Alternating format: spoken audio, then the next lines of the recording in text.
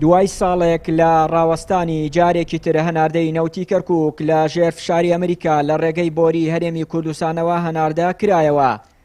بە پێی بەیاننامەیەکی وەزارەتی نەوتی عێراق لە هەینی ڕابردووەوە هەناردەی نەوتی کەرکووک دەستی پێ کردووەتەوە. لە قۆناغی یەکەمیشدا ڕۆژانە 50 بۆ 100,000 بەرمیل هەناردە دەکرێت و کۆمپانیای بە بازارکردنی نەوتی عێراقیش کە بە سۆمۆ ناو دەبرێت سەرپەرشتی فرۆشتن و داهاتەکەی دەکات.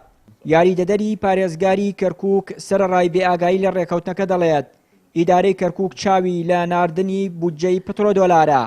ئەندامێکی لیژنەی نەوت و زەش لە ئەنجومەنی پارێزگای کەرکووک ئاشکرای دەکات دوای پێکێنانی حکوومەت لیژنەیەک سەردانی بەغدا دەکەن بە مەبەستی قسەکردن لەسەر کۆمەڵێک بابەتی پەیوەست بە شارەکە، گرنگترینیان هەناردەی نەوت و بەشە بودجەی پترۆدۆلارە. لە دەستگاکانی ڕاگەاندنەوە بیستومانە گوایە هەناردەی نەوتی کەرکووک لە هەفتەی ڕابردووە دەستی پێکردووە. ئەمەش دوای ڕێکەوتنی وەزارەتی نەوتی عێراق و بەرپرسانی هەرێمی کوردستان. ئیدارەی پارێزگای کەرکووک هیچ پەیوەندی بەم ڕێکەوتنەوە نییە. ئێمەش وەک بزانین لە هەفتەی ڕابردووەوە هەناردەی نەوتی کەرکووک بۆ بەندەری جیهانی تورکی دەستی پێکردووە کە ڕۆژانە 50 بۆ 60,000 بەرمیل نەوتە هەناردە دەکرێت. تەنها سوودی بازرگانی و کڕین و فرۆشتنی نەوتی کەرکووک بۆ شارەکە ئەوەیە پارەی پترۆدۆلاری بۆ دابین بکات. ئێمە کێشەمان نییە نەوتی کەرکووک لە ڕێگەی هەرێمی کوردستانەوە یان ڕێگەی بەندەری مینای جیهانی تورکیەوە هەناردە دەکرێت. گرنگ ئەوەیە پارێزگای کەرکووک مافەکانی خۆی بۆ دابین بکرێت لە داهاتی ئەو نەوتەی هەناردە دەکرێت و دەفرۆشرێت.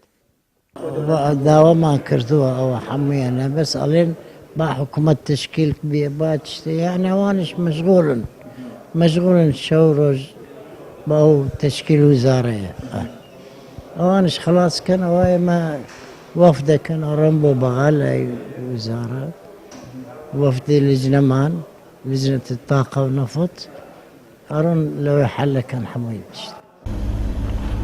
لەلایەکی دیکەوە ڕۆژنامەنووسێک دەڵێت هەناردەی نەوتی کەرکووک گرنگە بەو مەرجەی لەسەر حسابی خەڵکی شارەکە و مانەوەی بەو جۆرەی ئێستا نەبێت.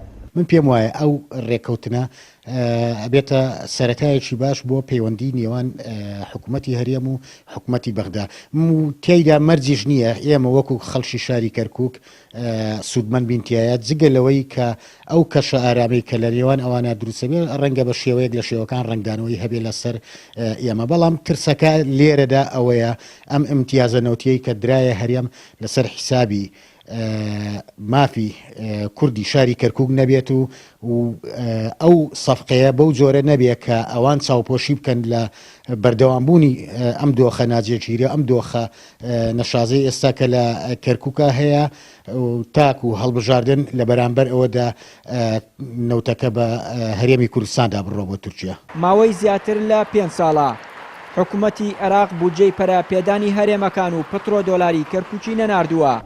حکوومەتی هەرێمیش سەرباری هەناردەکردنی نەوتی کێڵگەکانی بای حەسەن و ئاڤانە. بەڵام جگە لە 3 مانگ بە ناردنی 10 ملیۆن دۆلار هیچ پارەیەکی دیکەی لە داهاتی نەوت بۆ کەرکووک نەناردوێتەوە. بەو هۆیەشەوە سەدان فەرمانبەری پترۆدۆلار بێکار کراون و بە دەیان پرۆژەش کارکردن تیایاندا وەستاوە. هەر بۆیە هاوڵاتیان و لایەنە پەیوەندیدارەکان پێیان وایە هەناردەی جارێکی تری نەوتی شارەکە جگە لە پیسبوونی ژینگەی کەرکووک سوودێکی ئابووری بە هاوڵاتیان ناگەیەنێت. چیانووری کەناڵی ئاسمانی پەیام کەرکووک.